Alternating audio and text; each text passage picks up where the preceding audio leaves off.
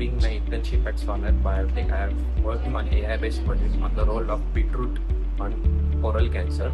This project have helped me to understand how AI can be used for development of new drugs and to plan new strategies regarding preclinical and clinical studies.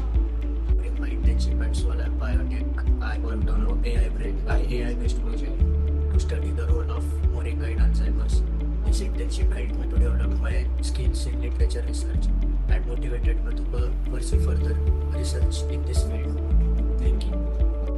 During my internship at Swalife Biotech, I have worked on an AI-assisted project by studying the role of curcumin in breast cancer using their in-house built Swalife Prompt Studio.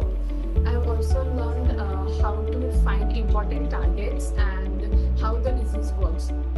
Also, through this internship, I have learned how a computer-based research can be connected with real-life medical use. Thank you. And also, I think the internship could be improved by giving more structural guidance at the beginning of the internship and also having interactive discussions to make the learning more effective.